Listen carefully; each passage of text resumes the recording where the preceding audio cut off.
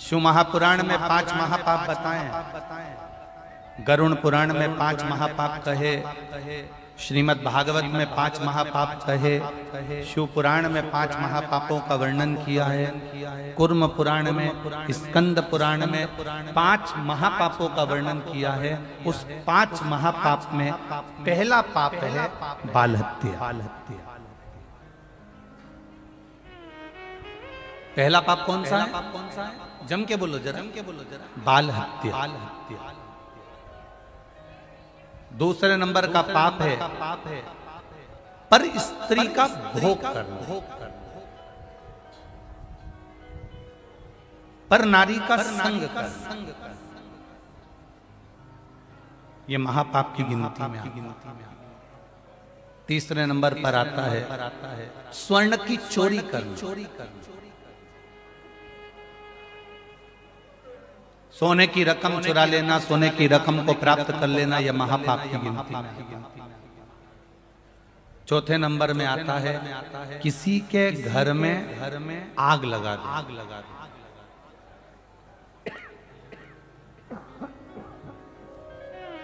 किसी के घर में आग लगा देना, यह महापाप की गिनती में। और 5वें नंबर का होता है किसी के साथ विश्वासघात कर देना, ये महापाप की गिनती में आता है।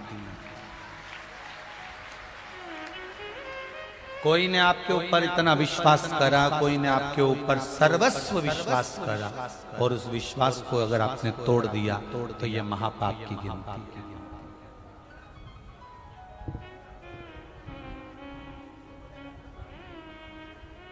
कितना पुण्य।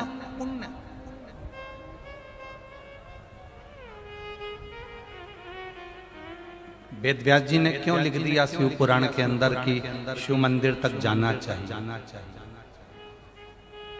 और मंदिर नहीं लिखा, शिवालय, जहां शंकर का शिवलिंग हो वहां तक जाना चाहिए। वेद व्यास जी ने क्यों लिख दिया शिव महापुराण और स्कंद पुराण में कि जहां शिव महापुराण की कथा हो, रोज समय ना मिले, प्रतिदिन भगवान की कथा सुनने का समय ना मिले, पर अपने नगर में, अपने गांव में, अपने शहर में अगर कहीं शिव पुराण की कथा हो तो 5 मिनट के लिए दिन में नहीं जा सकते तो रात्रि में जाकर उस भूमि को नमन करना चाहिए।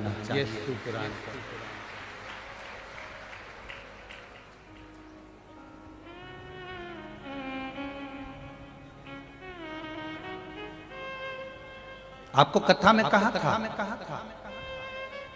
हेलीकॉप्टर को नीचे उतारने के लिए हेलीपैड पर एच बना होता। हेलीकॉप्टर वाला देख लेता है कि एच बना है, हेलीपैड बना है, तो वो हेलीकॉप्टर को वहां उतार लेता है। वेद व्यास जी शिव पुराण में लिखते हैं जितने दिन तक शिव महापुराण की कथा जिस नगर में, जिस गांव में, जिस क्षेत्र में होती है, उतने दिन तक भोलेनाथ जी का हेलीपैड वही भूमि कहलाती है, नंदी वहीं उतरता।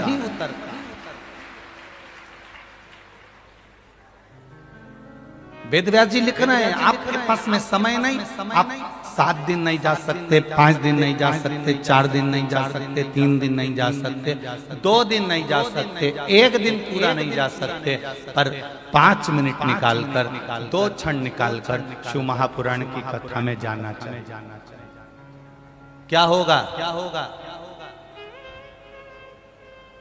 स्कंद पुराण में वेद व्यास जी लिख रहे हैं, शिव महापुराण में वेद व्यास जी लिख रहे हैं, विद्धेश्वर संहिता में वर्णन कर रहे हैं, जो भूलवश अनजाने में भी शंकर भगवान के शिवालय में पहुंच जाता है, जो अनजाने में भी शिव महापुराण की कथा तक पहुंच जाता है, जो अनजाने में भी बेलपत्री के पेड़ के नीचे से निकल जाता है, जो अनजाने में भी बेलपत्री के पेड़ को लगा देता है, उसको ये 5 पाप कभी नहीं घेरते हैं। उसको ये 5 महापाप कभी नहीं घेरते, वो पापों से मुक्त हो जाता। कौन कौन से महापाप बताएं? पहले नंबर पर बोलो, जम के बोलो, बाल हत्या। दूसरे नंबर पर है पर स्त्री गमन। तीसरे नंबर पर है स्वर्ण की चोरी। चौथे नंबर पर है किसी के यहाँ आग लगा देना। और पांचवें नंबर पर है किसी का विश्वासघात कर जाना। ये 5 महापाप की गिनती में।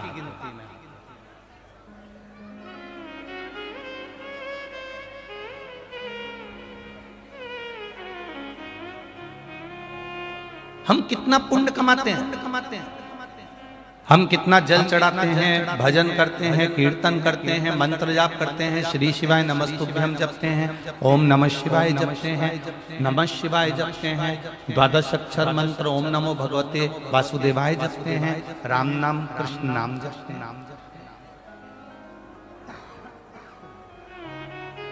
हम प्रतिदिन भगवान का भजन करते हैं और प्रतिदिन भगवान का भजन करते हैं तो हमारा पुण्य बढ़ाते हैं। पर हमको ये नहीं मालूम कि किसी के यहाँ पर बाल हत्या करी गई। शिव महापुराण की कथा कहती है, स्कंद पुराण की कथा कहती है, जिसके यहाँ बाल हत्या हुई हो, जिसके यहाँ पर स्त्री का भोग किया जाता हो, जिसके यहाँ स्वर्ण की चोरी कर कर लाई गई हो, जिसने कभी किसी के यहाँ आग लगाई हो या किसी ने विश्वासघात किया हो, उसके घर का मात्र 1 गिलास पानी पी लेते हैं तो ये 5 महापाप हमारे खाते में चले जाते हैं। यहाँ तक शिव पुराण। अब आपको कैसे मालूम पड़ेगा कि इनने बाल हत्या करी कि नहीं? अब आपको कैसे मालूम पड़ेगा कि इनके घर के लोगों ने कहीं आग लगाई कि नहीं लगाई? अब आपको कैसे मालूम पड़ेगा कि इनने कहीं विश्वासघात करा है क्या? आपको कैसे मालूम पड़ेगा कि यहाँ का इनके घर का पुरुष पर स्त्री गमन करता है क्या, या स्वर्ण की चोरी करता, या सोने की चोरी करी है क्या? आपको कैसे मालूम पड़ेगा?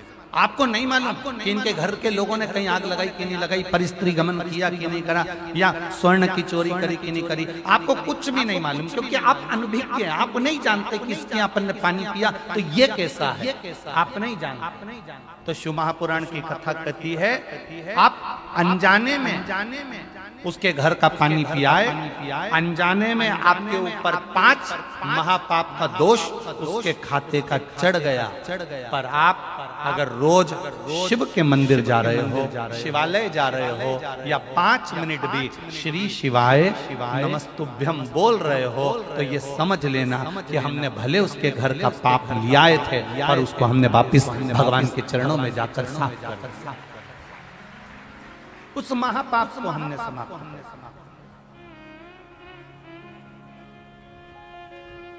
मैंने तेरे ही भरोसे बाबा, तेरे ही भरोसे हवा उड़ती जावागी बाबा, मोर हाथों छड़ीना में कड़ी जावागी भोले मैं तेरी पतंग, शंभो मैं तेरी पतंग, हवा बिच उड़ती जावागी बाबा, डोर छड़ीना में कड़ी जावागी।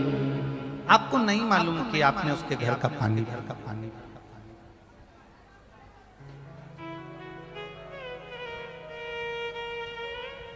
कौन व्यक्ति कैसा है, आपको क्या मालूम पड़ेगा?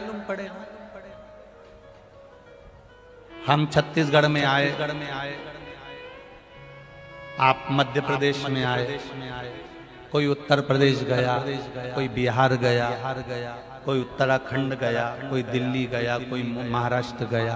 उसको क्या मालूम कि कौन व्यक्ति कैसा? उसको मालूम ही नहीं।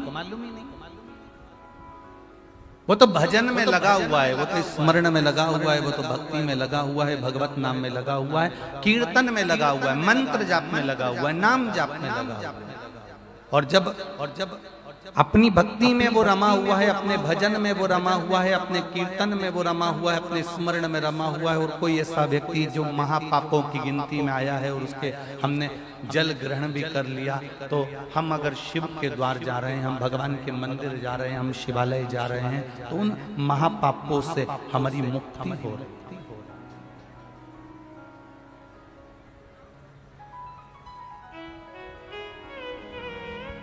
एक बात बहुत अच्छे से ध्यान करना, हमने बेकार कर्म किया, अगला जो जन्म होगा उसमें हमें भोगना पड़ेगा, ये निश्चित है। पर यदि हमने थोड़ा सा भी पुण्य अपना बचा कर रखा है, मरते दम तक भी अगर हमने शंकर की आराधना करी है, शिवालय गए हैं या शिव कथा को अपने जीवन में उतार के रखा है, तो हमारे पास थोड़ा सा पुण्य है। वो पुण्य से हम कुछ अच्छा जन्म पा सकते।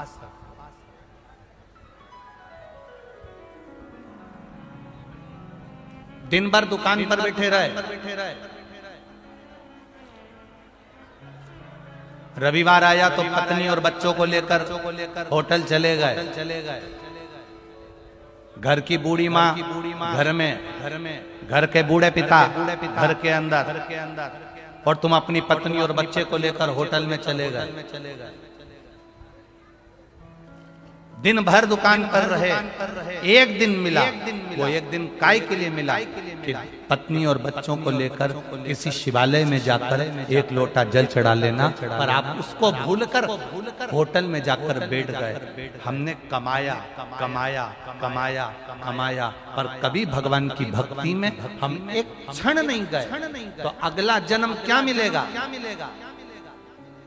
जिसने अपनी जीवन में कभी भगवत भजन नहीं करा, केवल भोग करा, कमाया कमाया कमाया कमाया और अंत में छोड़कर चला गया। अगला जन्म जैसे तुम बहुत व्यस्त रहे, उसी तरह भगवान अगला जन्म हमें बेल का बना देता। बेल क्या करता है? बैलगाड़ी में लगा रहता, और बैलगाड़ी में लगा रहेगा, दिन भर काम करेगा, दिन भर घूमता रहेगा, दिन भर हल जोतेगा, दिन भर बखर चलाएगा, दिन भर। पर यदि भगवान ने हमको बेल बनाया भी है, तो परमात्मा से इतना सा कह देना, भगवान हमने कभी जिंदगी में एक क्षण की भी अगर कथा सुनी है तो बेल बनाना मना नहीं, पर हमें बेल नंदी बना देना, हमें वो नंदी बना देना जो हम भगवान के द्वार पर खड़े, भगवान की चौखट पर वो बनाएगा।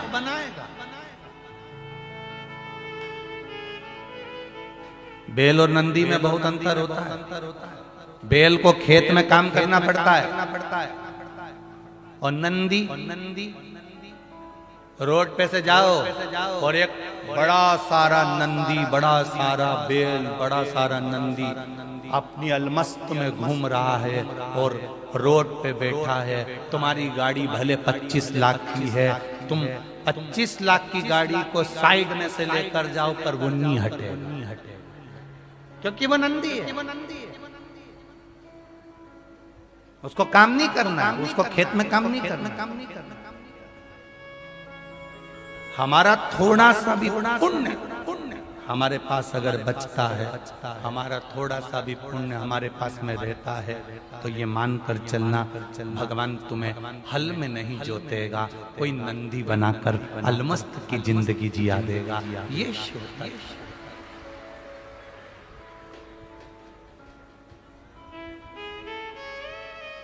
आप करो उसका भजन। हम कभी मना नहीं करते कि आप कर्म मत करिए, 24 घंटे काम करो, हम मना नहीं करते। तुम्हारे शरीर की जितनी कैपेसिटी है उससे दुगना तुम मेहनत करो, मना नहीं। अपना घर मत छोड़ो, अपना परिवार मत छोड़ो।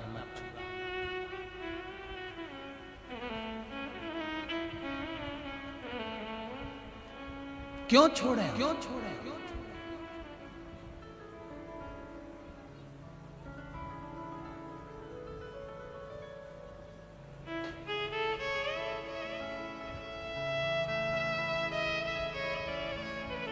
अष्टावक्र गीता, श्रीमद् भगवद गीता और गर्भ गीता। आप में से कितने लोग हैं जिन्होंने श्रीमद् भगवद गीता कभी पढ़ी हो, सुनी हो?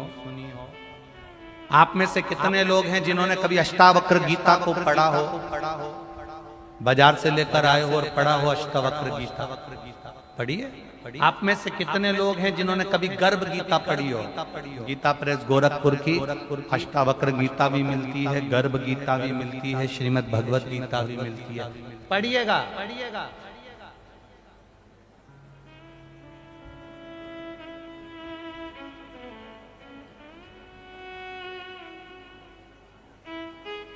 अष्टावक्र गीता, गर्भ गीता, श्रीमद् भगवद गीता।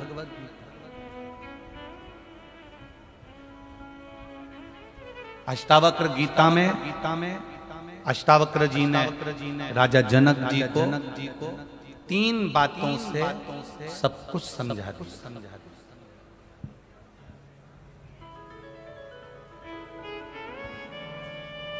भिलाई छत्तीसगढ़ के जितने भी भक्त कथा को सुन रहे हैं और टीवी के माध्यम से, आस्था चैनल के माध्यम से, फेसबुक यूट्यूब के माध्यम से जितने भी भक्त लोग इस कथा को सुन रहे हैं, अपनी जिंदगी में उतारिएगा।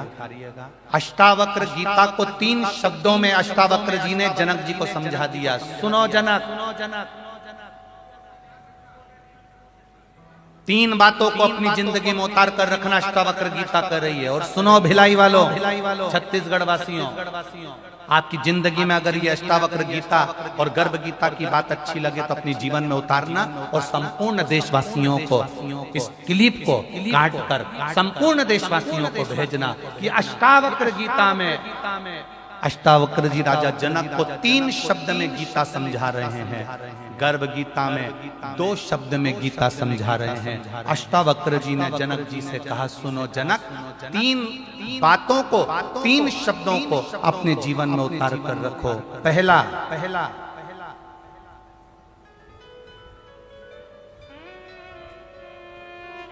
अष्टावक्र, इन 3 शब्दों को अपनी जिंदगी में उतारिए। पहला,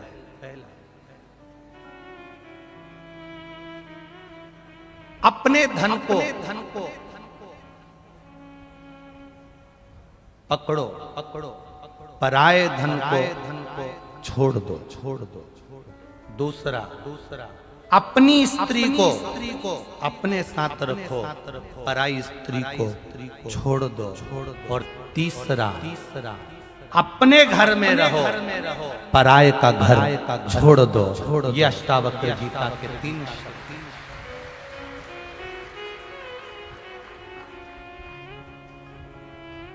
अष्टावक्र गीता के 3 शब्द अष्टावक्र जी ने राजा जनक जी को कहे।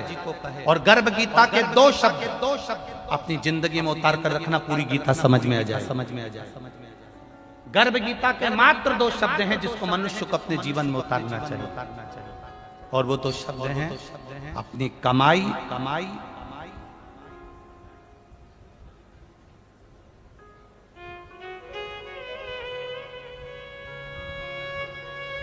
बोल दें क्या? अरे बोलो जम के, बोल दें। गर्भ गीता के 2 शब्द अपनी जिंदगी में उतार कर रखना, अपनी कमाई को छूना और अपनी लुगाई को छूना, पर दूसरे की कमाई और दूसरे की लुगाई मत।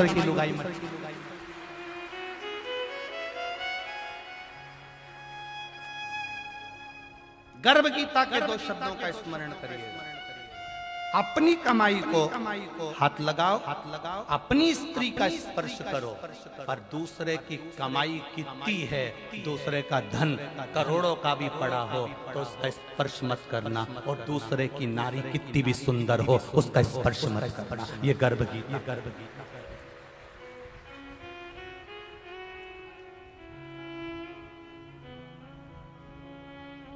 आपको अच्छा लगे, गर्भ गीता के 2 शब्द का ज्ञान अपनी जिंदगी में उतारना कि अपनी कमाई और अपनी स्पर्श आप करना, पर दूसरे की स्त्री और दूसरे के धन का कभी स्पर्श मत कर।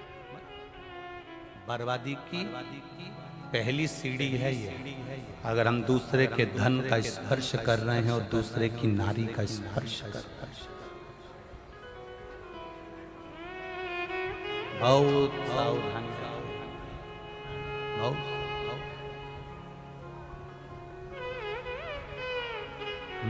मत बुरे कर्म कर बंदे वरना पछताएगा, भगवान की आंखों से तू बच नहीं पाएगा, तू बच नहीं पाएगा।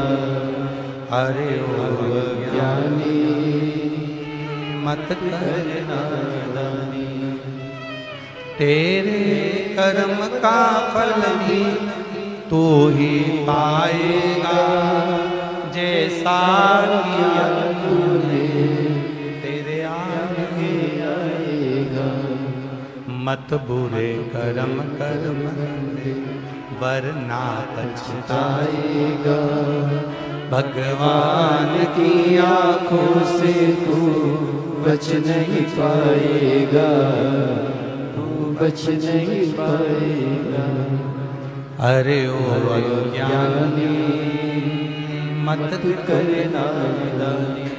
5 महापापों से मुक्ति हमको रोज प्रतिदिन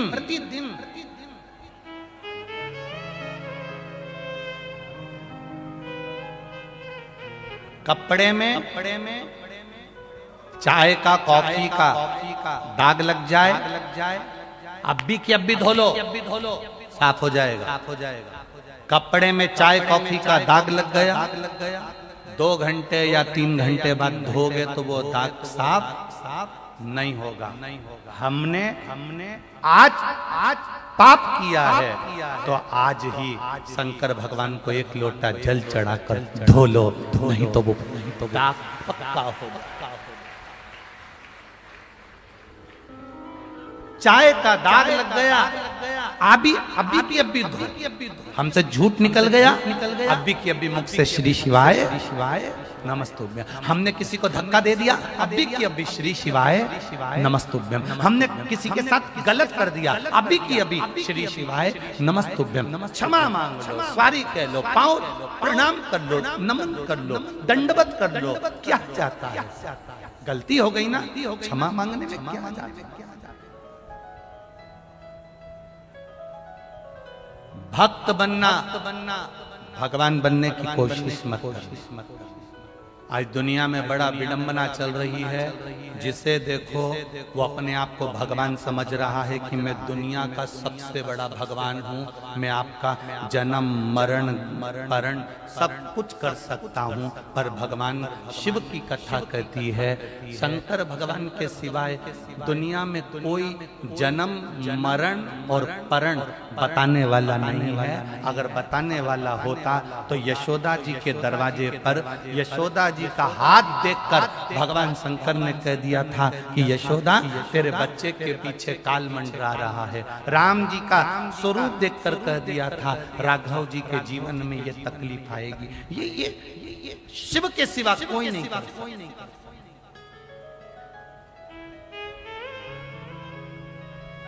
और दुख की घड़ी आएगी, ये निश्चित है।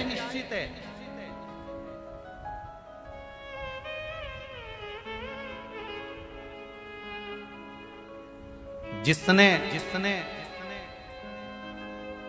फटे पुराने कपड़े पहने हैं, जिसने रूखी सूखी रोटी खाई है, जिसने टूटे फूटे घर में रहकर अपना जीवन निकाला है, एक दिन मेरे महादेव की कृपा से ऐसा आता है कि उसको सुख का अच्छा दिन जरूर देखना पड़ता। जिसने फटे पुराने कपड़े पहने, जिसने रूखी सूखी रोटी खाई, जिसने बहुत ठोकरें खाई, जिसने पसीना बहाया, जो धूप में चला है, उसको एक ना एक दिन छांव अवश्य मिलती है और वो बड़ा मजबूत होता है। बाद में उसके जीवन में सुख मिलता है। सुख मिलने के बाद उसको अहंकार नहीं आता, क्योंकि उसको मालूम है अगर वापिस वही दिन आ गए तो वो तैयार रहता है। दुख तो उसको आता है जो कभी 4 व्हीलर गाड़ी से पांव नीचे नहीं उतारता, कभी धूप में नहीं चलता, जो कभी बिना होटल के भोजन नहीं करता। ऐश और आराम की जिंदगी में ब्रांडेड कपड़े पहने हमने पूरी जिंदगी में। जब उसकी जिंदगी में दुख आता है तो उससे झेला नहीं जाता। वो एक ही काम करता है, तो मरी जाऊं तो अच्छा है। पर जिसने दुख झेल कर सुख झेला है वो मरने की नहीं सोचता, मेहनत करने की सोचता। वो और मेहनत करने की सोचता है। मैंने बहुत दुख देखा, बहुत तकलीफ देखी, बहुत कष्ट देखा। मेरी माँ ने लोगों के कपड़े सिले, मेरी माँ ने ये काम करा, मेरे पिताजी ने ये काम करा। हम स्कूल जाते थे, बहुत मेहनत से जाते थे, कोई गाड़ी नहीं, पैदल चले जाते थे। जिसने शुरू में दुख देखा है उसके जीवन में एक बार सुख जरूर आएगा।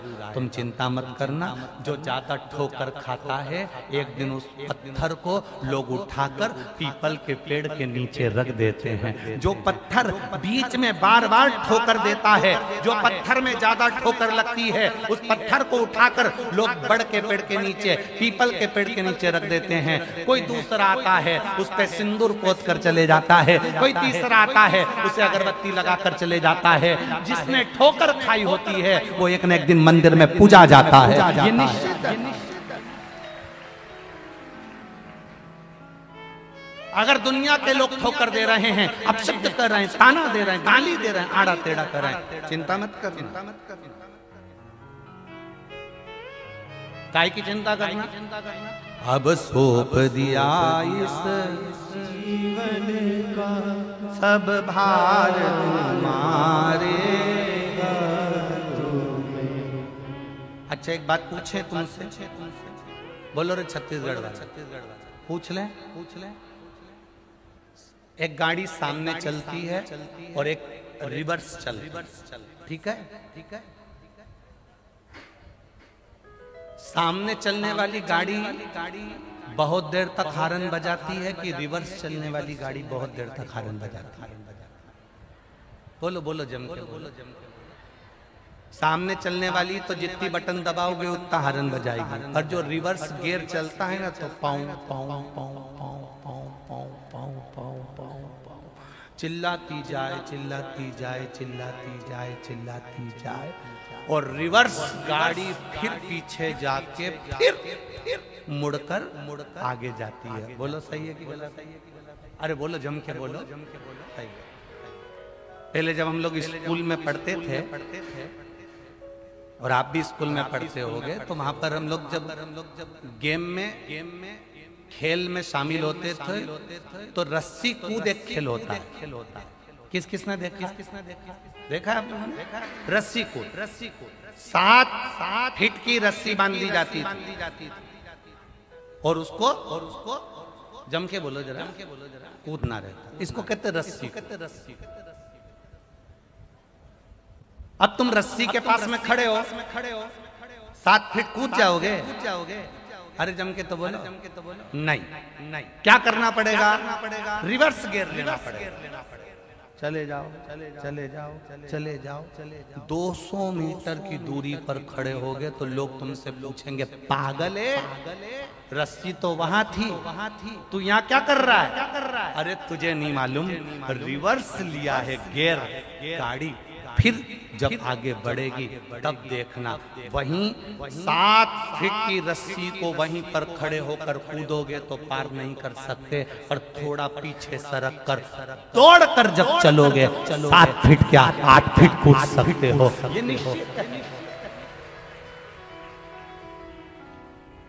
आज के समय में, कलिकाल के समय में आप रिवर्स गियर ले रहे हो। कौन सा गियर है तुम्हारा? रिवर्स। आवाज भी आ रही है, पाँव पाँव पाँव पाँव। रिवर्स गियर में बहुत चिल्लाते हैं लोग, ढोंगन है, सियोर वाला महाराज के चक्कर में पड़ गई, पाँव पाँव पाँव। मंदिर जा रही है जल चढ़ाने, क्या होता है जल चढ़ाने से? क्या होता है रुद्राक्ष पहनने से? क्या होता है समी के पत्ते चढ़ाने से? क्या होता है बेलपत्र चढ़ाने से? पाँव पाँव पाँव। Reverse gear. आज के जमाने में पढ़े लिखे युग में आज के पढ़े लिखे जमाने में जहां डॉक्टर इंजीनियर सारी दुनिया के लोग चांद पे चढ़ रहे हैं, पाँव पाँव रिवर्स गियर। दुनिया के लोग बहुत अपशब्द कहेंगे, तुम चिंता मत करना। लोग कहेंगे आज के युग में शंकर जी को भज रहे हो, आज के युग में शंकर जी को जल चढ़ा रहे हो, आज के युग में शिव जी की कथा सुन रहे हो, आज के युग में तुम पागल हो गए जो धूप में खड़े होकर लाखों लोग कथा को सुन रहे हो। पाँव पाँव रिवर्स गियर, उसको नहीं मालूम अभी गियर पीछे का चला है। जब गाड़ी दौड़ेगी तो 7 फीट क्या 8 फीट पार कर कर आगे बढ़ जाए, आगे बढ़ जाए।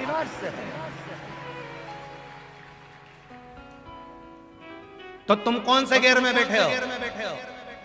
जम के बोलो, रिवर्स गियर में।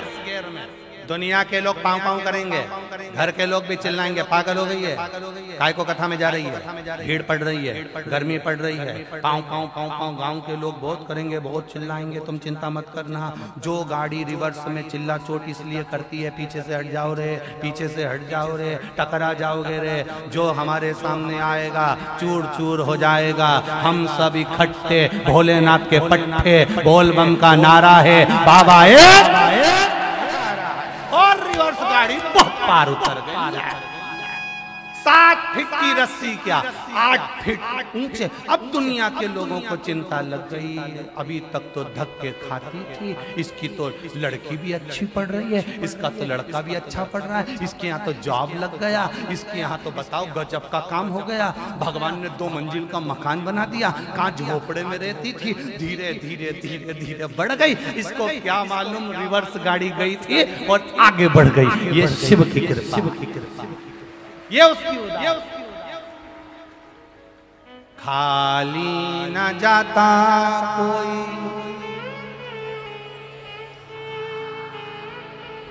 खाली न जाता कोई, दर से तुम्हारे मैं भी खड़ी हूँ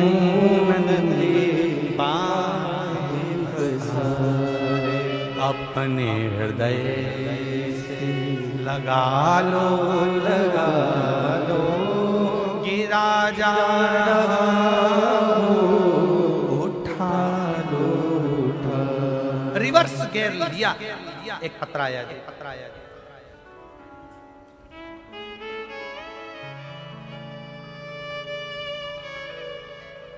मैं यशवंत यादव, उम्र 24 वर्ष, निवासी खुर्सी पार भिलाई से आया। कहीं बैठे हैं यादव जी? तो हाथ हिलाइए। मैं यशवंत यादव, उम्र 24 वर्ष, निवासी खुर्सी पार भिलाई। मेरा मोबाइल नंबर ये है। कहीं बैठे हो यादव जी? तो हाथ हिलाइए। कहीं बैठे हो तो अपना हाथ अवश्य, कहीं दिख जाए तो आप लोग भी बता सकते हो। खुर्सी पार से आए हैं, मैं यशवंत यादव।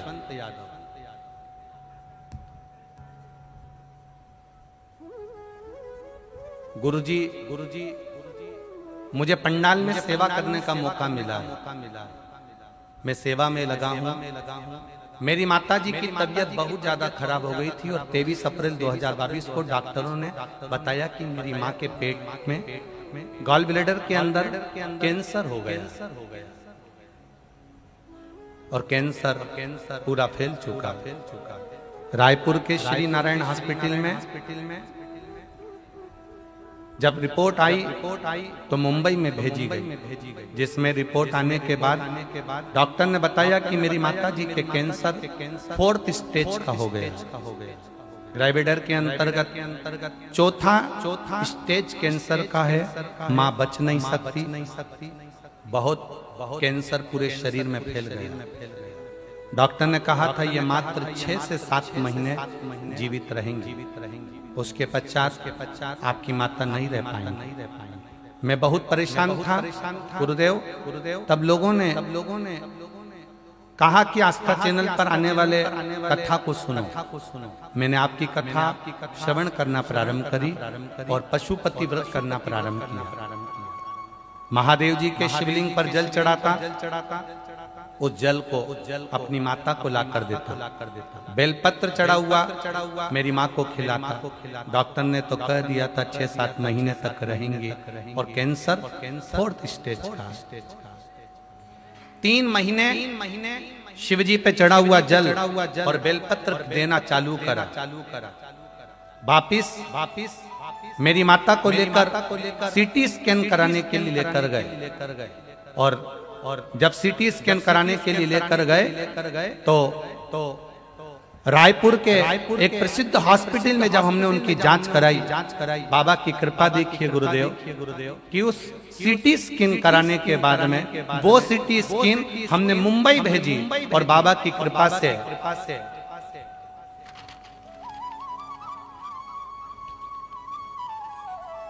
चौथे स्टेज का कैंसर समाप्त हो चुका था।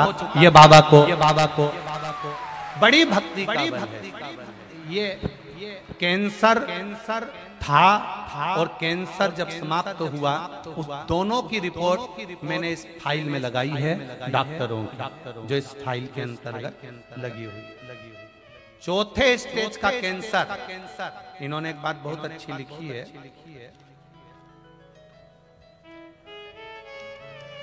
चौथे स्टेज का कैंसर कहाँ गया?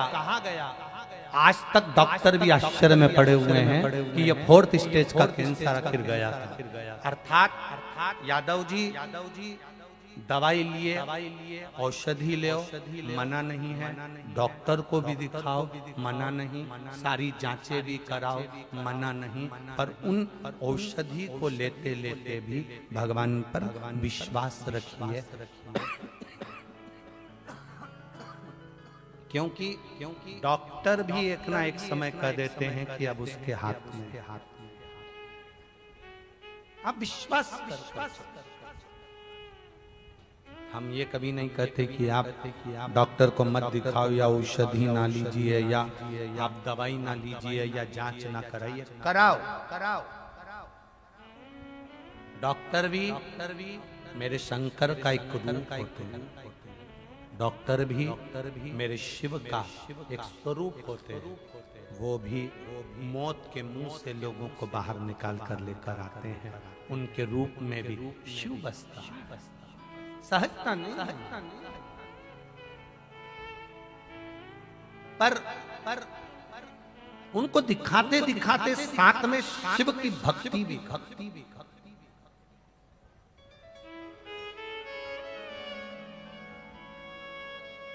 भगवान शंकर का भजन, शिव स्मरण,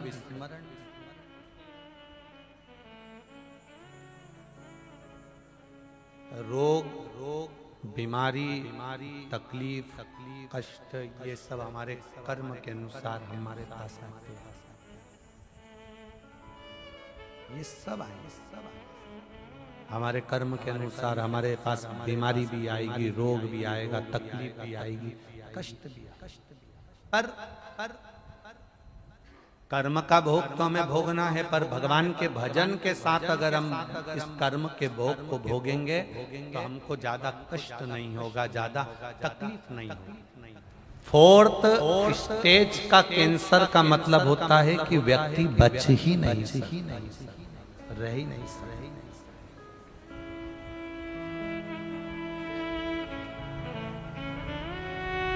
कई लोगों को लगता होगा सीहोर वाले गुरुजी इतने सारे पत्र पढ़ते हैं, रखते हैं।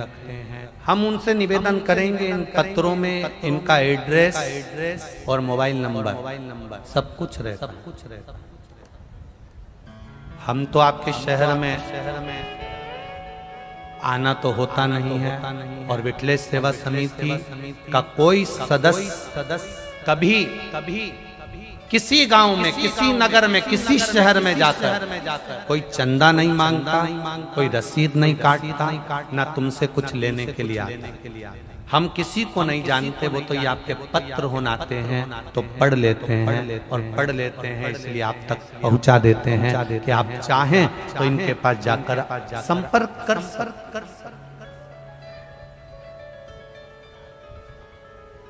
और हम किसी का भाग्य लिखना भी नहीं जानते, हमें कोई किसी का लेख लिखना नहीं आता कि तुम कहाँ से आए हो, क्या तुम्हारा नाम है, क्या तुम्हारे पिता का नाम है, तुम क्या करोगे क्या नहीं करोगे, हमें कुछ भी नहीं आता।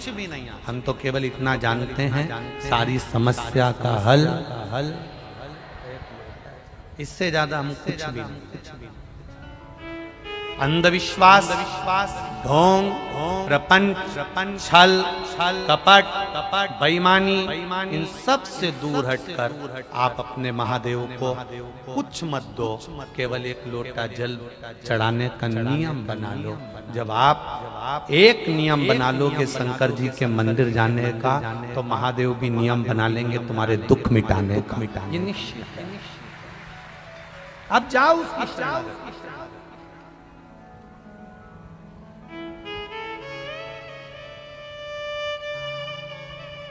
मैं कौन से कपड़े पहनूं जो घर के लोगों को अच्छा लगूं, ये हमारी सोच होती है। मैं कौन से कपड़े पहनूं कि उनको अच्छी लगूं। उसी तरह मैं कौन सा भजन गाऊं कि मेरे महादेव को अच्छा लगूं। ये भाव हो। हम कौन सा भजन करें, हम कौन सा कीर्तन करें, हम कौन सा मंत्र जापें, हम कौन सा।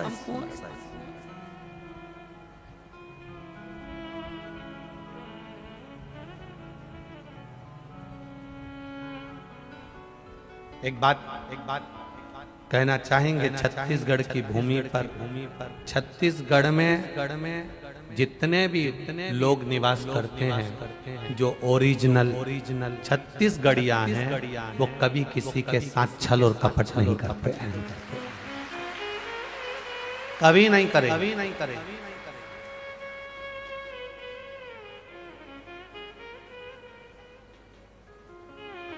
राम पथगमन में जितना कोई प्रदेश नहीं आया, सबसे ज्यादा राम पथगमन में छत्तीसगढ़ आया।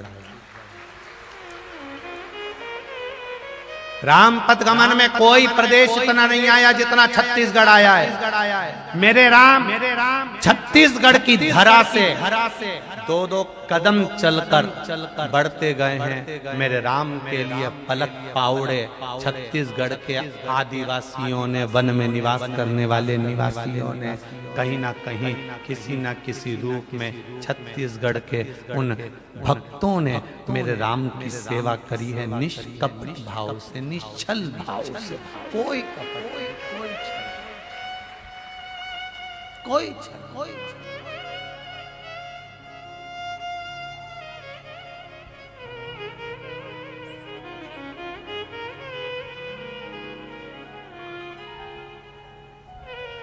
निष्कपट, उसको कोई मतलब।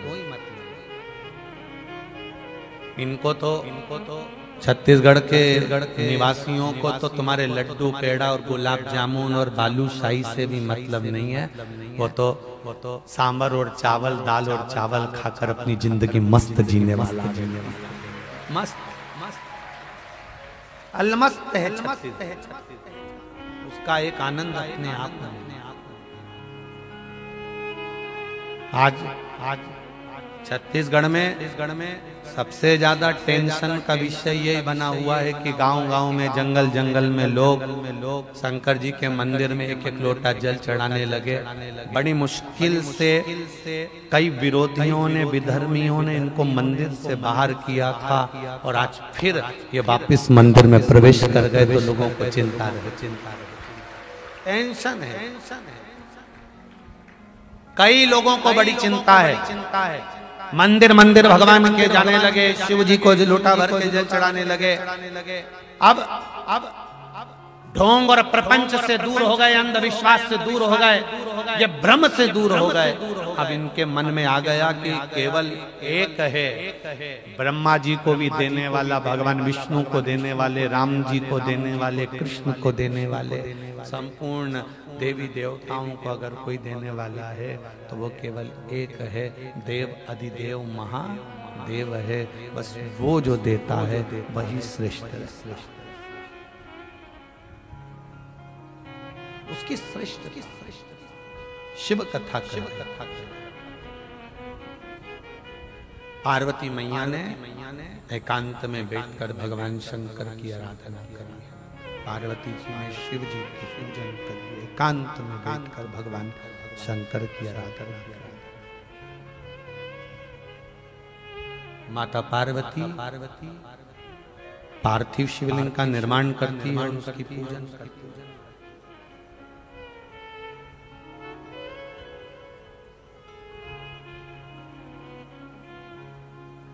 मेरी जीजियों और कथा पंडाल में बैठे मेरे जीजाओं,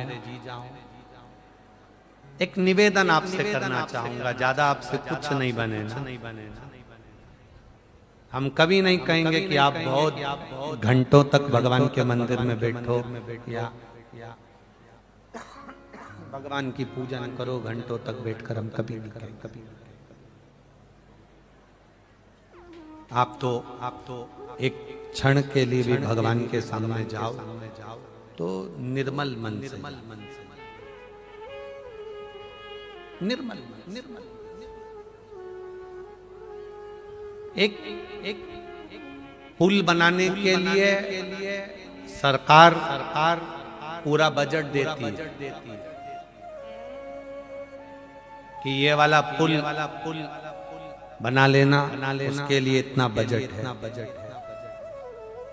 भगवान भी जब मनुष्य का जन्म देता है, मानव का शरीर देता है, तो पूरा बजट देता है। भगवान भी इस मनुष्य को ऐसे ही नहीं भेज देता है, पूरा बजट देता है। पूरा नीचे जाना, राम नाम, कृष्ण नाम, शिव नाम गाना, भगवान का भजन करना, कीर्तन करना, कथा सुनना, स्मरण करना, भगवान की अविरल भक्ति में डूबना और इस पुल को सही बनाकर पार उतर जाना। ये मानव का जो शरीर है ये पुल का काम करता है, इस आत्मा को पार उतारना। जिससे सरकार ने बजट दिया, ये पुल अच्छा बनना चाहिए, बढ़िया बनना चाहिए, करोड़ों का बजट आया, पुल बना, पर पुल इतना नीचे बना कि पानी में डूब गया। किसी ने पूछ लिया ऑफिसर ने, क्यों पुल इतना नीचे क्यों बनाया, पानी में डूब गया? साहब पैसा नहीं था। पैसा नहीं था? बजट कितना आया था? साहब बजट इतना आया था। तो पैसा गया कहाँ? अर्थात परमात्मा ने भी शरीर दिया है भगवान का भजन करने के लिए। 21,600 श्वास प्रतिदिन इस शरीर से निकलती है, पूरा बजट दिया है परमात्मा ने, पर हमने इस शरीर की 21,600 श्वास को सही से लगाया नहीं और मालूम पड़े वो शरीर आखिरी में डूब गया, समाप्त हो गया, संसार सागर में विलीन हो गया। दिया उसने 21,600 श्वास परमात्मा ने दी भगवत भजन करने। 3.5 करोड़ रोम छिद्र दिए भगवान का भजन करने के, नेत्र दिए दर्शन करने के लिए, श्रवण दिया सुनने के लिए, मुख दिया भजन करने।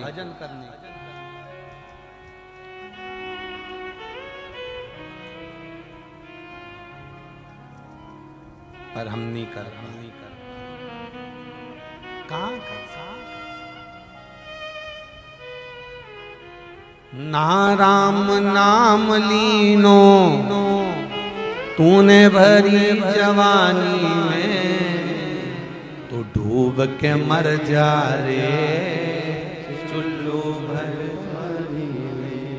इतना सुंदर शरीर दिया था, इतना अच्छा शरीर दिया था, उसको हमने भगवान की भक्ति में नहीं।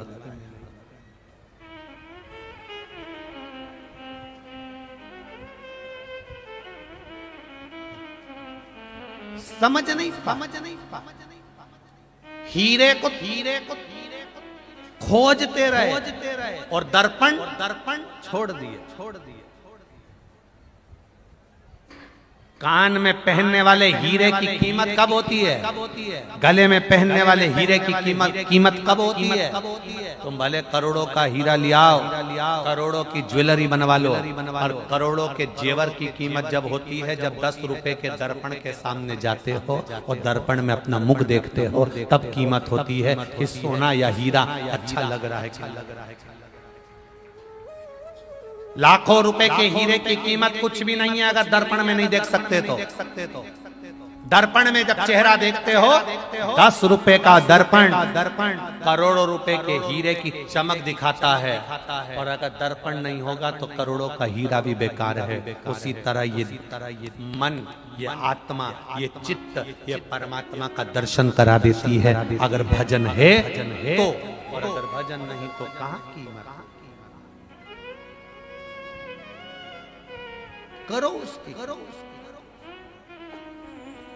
पार्वती जी कर रही हैं शिव जी की पूजा एकांत में बैठ कर।